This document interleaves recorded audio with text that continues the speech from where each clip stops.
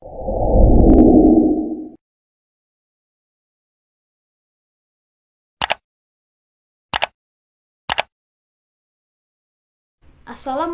warahmatullahi wabarakatuh. Hai semuanya.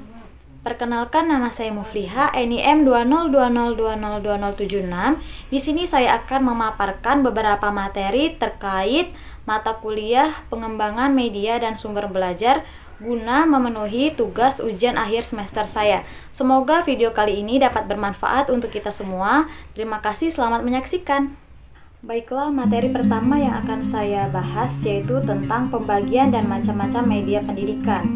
Nah, sebelum saya menjelaskan materi saya lebih jauh, saya ingin memberikan pengertian dulu nih, apa sih media? Pasti sudah tidak asing terdengar di telinga kita. Kata media berasal dari bahasa Latin dan merupakan bentuk jamak dari medium, yang secara harfiah berarti perantara atau pengantar. Dengan demikian, media sebagai wahana penyalur informasi belajar atau penyalur pesan. Sedangkan menurut Education Association, EA mendefinisikan sebagai benda yang dapat dimanipulasikan, dilihat, didengar, dibaca, atau dibicarakan beserta instrumen yang dipergunakan dengan baik dalam proses belajar mengajar. Jadi, dapat kita tarik kesimpulan bahwa pengertian media merupakan sesuatu yang bersifat menyampaikan pesan dan dapat merangsang pikiran, perasaan, dan kemauan siswa sehingga dapat mendorong terjadinya proses belajar pada dirinya. Nah, dalam proses belajar mengajar, media mempunyai arti yang cukup penting, diantaranya yaitu yang pertama, media sebagai alat bantu. Karena dalam kegiatan tersebut, ketidakjelasan bahan yang disampaikan dapat dibantu dengan menghadirkan media sebagai perantara. Yang kedua, media sebagai sumber belajar, karena sumber belajar adalah segala sesuatu yang dipergunakan sebagai tempat di mana bahan pengajaran terdapat atau asal untuk belajar seseorang. Selanjutnya, pembagian dan macam-macam media pendidikan. Yang pertama, media pendidikan dilihat dari sifatnya, yaitu ada media auditif, adalah media yang hanya dapat didengar saja, seperti radio. Radio yaitu media audio elektronik yang dapat menangkap suara dan gelombang tertentu. Radio sendiri memiliki beberapa kelebihan, yaitu siaran dapat menjangkau pendengaran dalam waktu singkat, pendengarannya aktif dapat dipersiapkan, mengatasi ruang dan waktu, adanya sistem belajar jarak jauh seperti sekarang ini saat terjadinya pandemi COVID-19 dan masih banyak kelebihan lain. Tentu saja selain ada kelebihan pasti ada kekurangan. Nah, kekurangannya dari media radio ini tidak dapat menciptakan interaksi secara spontan, tidak ada umpan balik dari pendengar, dan siaran mudah terganggu oleh cuaca gelombang lain, dan lain-lain. Kemudian ada tape recorder, yaitu dapat digunakan untuk program instruksional. Adapun kelebihan dari tape recorder yaitu dapat membantu peserta didik dalam memahami pelajaran, menambah motivasi belajar, dan punya daya pikir sendiri. Tugas guru semakin ringan hanya sekali dalam memprogram untuk selamanya. Adapun kekurangan dari tape recorder yaitu guru dituntut kreatif dalam memprogram, memerlukan anggaran yang terencana, diperlukan keterampilan khusus dalam menentukan program pendidikan. Kemudian media visual. Media visual yaitu media yang hanya dapat dilihat saja, tidak mengandung unsur suara, seperti gambar. Adapun manfaat media gambar adalah penyampaian dan penjelasan mengenai pesan, ide, dan sebagainya dengan tanpa banyak menggunakan bahasa-bahasa verbal, tetapi lebih memberikan pesan. Kemudian ada media grafis, yaitu media sederhana baik dari teknik memproduksinya maupun cara pemakaiannya. Adapun jenis-jenis media grafis antara lain bagan, poster, karikatur, grafik, gambar atau foto. Nah, selanjutnya ada media audiovisual, merupakan media instruksional modern yang sesuai dengan perkembangan zaman, kemajuan ilmu pengetahuan teknologi, meliputi media yang dapat dilihat dan didengar. Media audiovisual dibagi menjadi yang pertama, audiovisual diam, adalah media yang penyampaian pesannya diterima oleh pendengar dan penglihatan seperti media sound slide, film strip bersuara. Dan yang kedua, video, yaitu sebagai rekaman gambar hidup atau merupakan tayangan gambar bergerak disertai dengan suara. Berikutnya, media pendidikan dilihat dari bahan pembuatan dibagi menjadi dua, yaitu media pembuatan sederhana. Media ini diperoleh dengan mudah dan harganya murah. Cara pembuatannya pun mudah dan penggunaannya tidak sulit. Dan yang kedua, media kompleks. Media ini alat dan bahan pembuatannya sulit diperoleh, serta harganya mahal. Sulit pembuatannya dan penggunaannya memerlukan keterampilan yang memadai. Media pendidikan dilihat dari teknik pemakaiannya, dibagi menjadi dua juga. Yang pertama, media yang diproyeksikan seperti film slide, film stripe, transparansi, dan lain sebagainya. Yang kedua, media tidak dapat diproyeksikan seperti gambar, foto, lukisan, radio, dan lain-lain. Selanjutnya, materi yang kedua tentang produksi media pendidikan berupa gambar non-akademik. Produksi media merupakan segala upaya yang dilakukan untuk menciptakan dan mengolah atau produksi media, benda visual maupun non-visual, dengan cara mempergunakan segala sumber daya, tenaga, pikiran, dan dana. Produksi media pendidikan berupa gambar yakni upaya yang dilakukan untuk membuat media atau alat bantu berupa gambar. Secara khusus, gambar berfungsi untuk menarik perhatian, memperjelas sajian ide, mengilustrasikan atau menghiasi fakta yang mungkin akan cepat dilupakan atau diabaikan bila tidak digambarkan. Nah, media pendidikan berupa gambar terbagi menjadi beberapa jenis seperti bagan, grafik, diagram, poster, karikatur, dan kartun, serta media gambar atau foto. Beberapa kelebihan media gambar atau foto yaitu lebih konkret dan lebih realistis dalam memunculkan pokok masalah. Jika dibanding dengan bahasa verbal, dapat mengatasi ruang dan waktu dan mengatasi keterbatasan mata, memperjelas masalah. Adapun kelemahannya yaitu penghayatan tentang materi kurang sempurna, tidak meratanya penggunaan foto tersebut bagi anak-anak, dan kurang efektif dalam penglihatan. Jenis-jenis media foto seperti foto dokumentasi, yaitu gambar yang mempunyai nilai sejarah, foto pemandangan, foto iklan atau reklame, foto simbolis, yaitu gambar yang menggunakan bentuk simbol. Media gambar sederhana dengan garis lingkaran. Bagi guru yang kurang pandai dalam mempergunakan gambar sederhana dalam menerangkan materi pelajaran hanya dengan membuat garis dan lingkaran atau stick figure. Gambar semacam ini digunakan hampir untuk setiap tingkat pelajaran atau kecerdasan. Penggunaannya tidak saja menarik perhatian dan penjelasan ide atau informasi yang dikemukakan. Gambar ini terdiri dari garis dan lingkaran. Ini merupakan alat yang ampuh untuk menyingkirkan hambatan buta huruf dan kesukaran bahasa. Berikutnya, materi yang ketiga tentang produksi media pendidikan berupa bersifat elektronik. Beberapa media elektronik yang digunakan dalam pembelajaran saat ini diantaranya ada radio dan tape. Yang kedua ada komputer. Kemajuan teknologi komputer sejak kemunculannya tahun 1959 hingga tahun 1960-an sangat lamban. Namun sejak tahun 1975, ketika ditemukan prosesor kecil atau mikroprosesor, keadaan tersebut berubah drastis. Prosesor kecil yang diberisikan semua kemampuan yang diperlukan. Bahkan pengembangannya terus berlangsung hingga ukurannya menjadi lebih kecil, tetapi kemampuannya semakin besar. Dengan demikian, ukuran komputer menjadi kecil, diberi nama laptop atau notebook yang dapat dibawa kemana saja. Yang ketiga ada overhead projector atau OHP, adalah sebuah alat proyeksi yang mampu menampilkan unsur-unsur media seperti gambar, teks, video, animasi.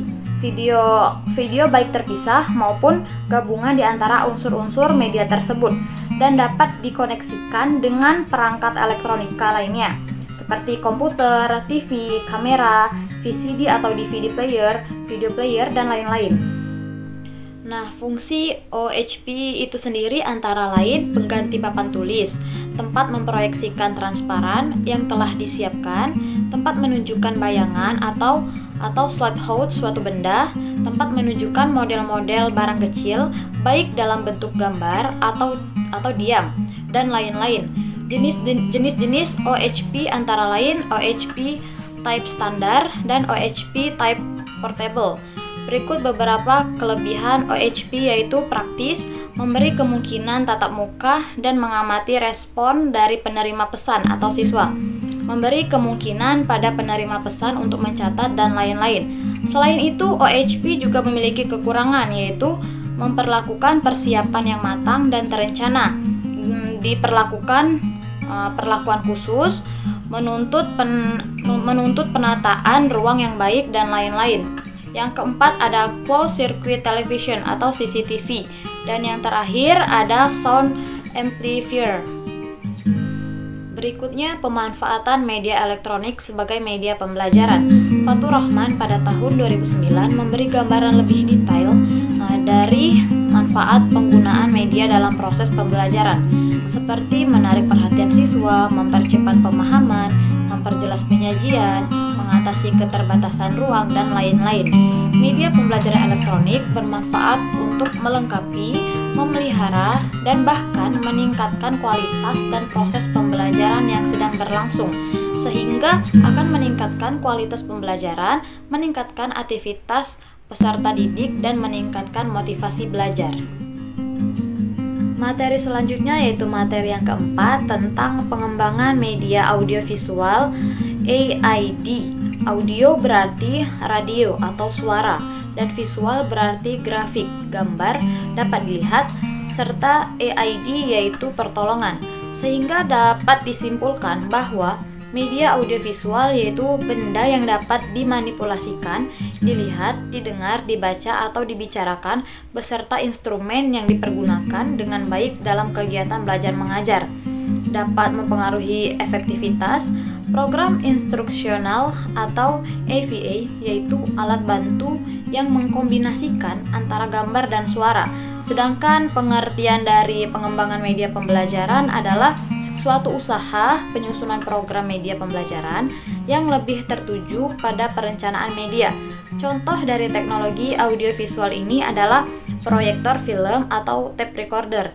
Adapun beberapa ciri utama dari teknologi media audiovisual yaitu bersifat linear, menyajikan visual yang dinamis atau selalu berubah dan bergerak, representasi fisik dari sebuah gagasan yang real atau abstrak, dan lain sebagainya. Pembagian media audiovisual dibagi beberapa bagian, yaitu audio, visual, dan audiovisual. Untuk audio seperti radio, tape recorder, piringan hitam. Sementara visual seperti film, slide, overhead projector, komputer, wall stroke, dan untuk audiovisual seperti televisi, radio, vision, film berbicara, dan dramatisasi. Kegunaan dari media audiovisual itu sendiri antara lain memberikan dasar-dasar konkret untuk berpikir, membuat pembelajaran lebih menarik, memungkinkan hasil belajar lebih tahan lama, tinggal dalam ingatan, dapat mengatasi batasan ruang dan waktu, dan dapat dilakukan berulang kali, dan lain-lain. Adapun kelebihan media audiovisual yaitu memperjelas penyajian pesan agar tidak terlalu bersifat verbalistis. Media audiovisual bisa berperan dalam pembelajaran tutorial dan masih banyak lagi. Ada pula kelemahannya yaitu terlalu menekankan pentingnya materi ketimbang proses pengembangannya, cenderung menggunakan model komunikasi satu arah dan tidak bisa digunakan di mana saja dan kapan saja karena media audiovisual cenderung tetap di tempat. Sedangkan fungsi dari audiovisual yaitu fungsi edukatif, fungsi sosial, fungsi ekonomis, dan fungsi budaya. Selanjutnya materi yang kelima tentang sejarah media cetak dan audiovisual. Media cetak merupakan media tertua yang ada di muka bumi. Media cetak berawal dari media yang disebut dengan Acna Diuna atau Acta Senatus di kerajaan Romawi. Kemudian berkembang pesat setelah Johannes Gutenberg menemukan mesin cetak. Hingga kini sudah beragam bentuknya seperti surat kabar, tabloid, dan majalah. Penemu pertama media cetak adalah Johannes Gutenberg pada tahun 1445, terutama di negara Eropa. Perkembangan awal terlihat dari penggunaan daun atau tanah liat sebagai medium. bentuk media sampai percetakan. Lanjutan dari perkembangan awal media cetak adalah di mana perkembangan teknologi yang belum berkembang, yaitu media cetak dibuat memakai mesin tik untuk membuat suatu iklan produk, sedangkan gambar atau animasi yang memperbagus produk iklan itu dibuat secara manual dengan pena. Nah, adapun bagian-bagian dari media cetak yang umum dijumpai yaitu yang pertama ada surat kabar atau koran, yang mana merupakan media massa yang paling tua. Surat kabar adalah publikasi bersambung yang berisi tentang kejadian khusus dan umum, dicetak dan diedarkan 1-2 kali dalam sehari. Adapun karakteristik surat kabar yaitu mencakup publisitas, perioditas, universalitas, dan terdokumentasikan. Yang kedua ada majalah, muncul di Indonesia setelah surat kabar. Sebagaimana surat kabar, sejarah majalah diawali dari negara-negara Eropa dan Amerika. Majalah muncul karena kebutuhan informasi beragam dan gaya hidup masyarakat yang semakin tinggi. Majalah adalah salah satu media cetak yang digunakan untuk menghasilkan gagasan future atau publisitas bergambar untuk bahan referensi di masa mendatang. Berikutnya sejarah media audiovisual.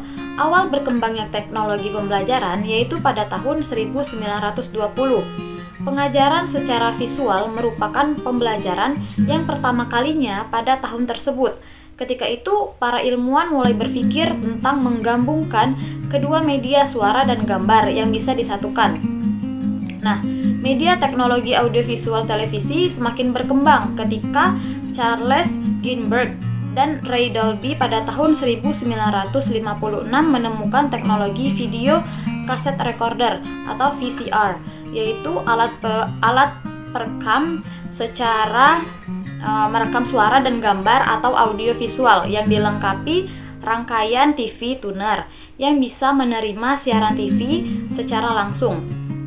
Perubahan dari tahun ke tahun sangatlah pesat, karena pada tahun berikutnya para ahli mengeluarkan pendapatnya tentang berbagai metode yang digunakan dalam teknologi pembelajaran. Berikutnya, kelebihan dan kekurangan media cetak. Sebelum membahas kelemahannya, di sini saya akan memberitahukan dulu beberapa kelebihannya. Antara lain, media cetak memiliki kelebihan yang tidak dimiliki oleh media lain. Hasil cetakan tersebut permanen dan bisa disimpan, sehingga pembaca bisa mengulanginya sampai mengerti isi pesan yang disampaikan tanpa biaya tambahan. Dan adapun kelemahannya antara lain lambat dan tidak langsung, jauh dan tidak fleksibel. Selanjutnya saya akan membahas materi yang keenam, yaitu tentang media audio dalam pelajaran PAI. Yang dimaksud dengan media dengar atau media audio adalah alat media yang isi pesannya hanya diterima melalui indera pendengaran saja. Jenis-jenis media audio dan pemanfaatannya. Yang pertama ada rekaman pendidikan.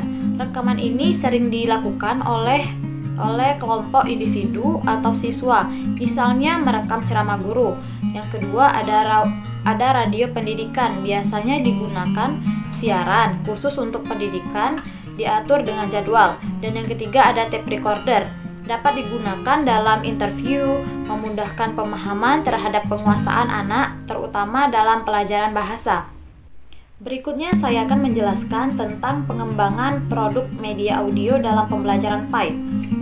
Dalam pembelajaran PAI, untuk lebih memotivasi siswa, media audio dibuat program yang lebih menarik dari segi bahasa. Program audio menjadi lebih indah karena dapat menimbulkan daya fantasi pada para siswa. Program ini akan lebih efektif apabila bunyi dan suaranya dapat merangsang para siswa untuk dapat menggunakan daya imajinasinya, sehingga dapat memvisualkan pesan-pesan yang disampaikan. Secara khusus, pemanfaatan media audiovisual dalam pembelajaran PAI yaitu dalam pembelajaran Al-Quran hadis berupa tape recorder. Peserta dapat mendengarkan rekaman berisi ayat-ayat atau hadis-hadis. Dalam pembelajaran akidah akhlak, peserta dapat mendengarkan Asmaul Husna dan lainnya. Dalam pembelajaran SKI, peserta didik mendengarkan rekaman berisi cerita Nabi. Dan dalam pembelajaran fikih, peserta didik mendengarkan rekaman berisi doa dan bacaan sholat dan lain sebagainya. Baiklah, sampailah kita ke materi terakhir, yaitu materi ketujuh tentang merancang dan membuat media visual. Pada materi sebelumnya sudah saya jelaskan beberapa materi terkait media visual.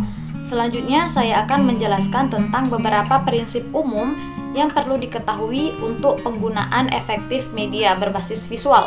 Yaitu yang pertama, usahakan visual itu sederhana. Visual digunakan untuk menekankan informasi sasaran. Gunakan gambar untuk melukiskan perbedaan konsep-konsep. Ulangi sajian visual dan libatkan siswa untuk meningkatkan daya ingat. Hindari visual yang tak berimbang. Warna harus digunakan secara realistis dan lain-lain. Media visual terproyeksi atau peranti lunak presentasi menyediakan format untuk menampilkan visual berbasis komputer dengan sebuah proyektor digital. Peranti lunak presentasi yang dikenal luas adalah PowerPoint. Baiklah, selanjutnya langkah-langkah dalam merancang media pembelajaran visual dengan Microsoft PowerPoint. Yang pertama, sebelum merancang media, kita harus mengetahui terlebih dahulu karakteristik siswa dengan menentukan pengalaman siswa menggunakan visual. Setelah itu, kita melihat latar belakang siswa, kemudian kita mencari materi yang sesuai. Kemudian untuk memperindah dan memperjelas materi, kita harus mendownload gambar animasi. Barulah kita mulai membuat slide. Dalam penulisan slide, huruf harus jelas.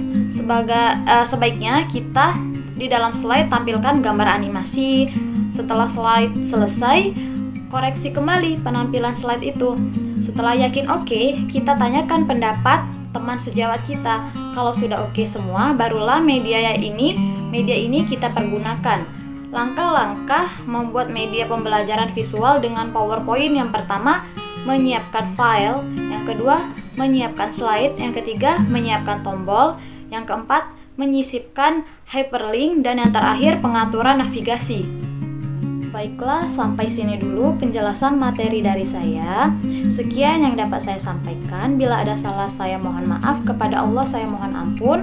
Saya akhiri. Wassalamualaikum warahmatullahi wabarakatuh.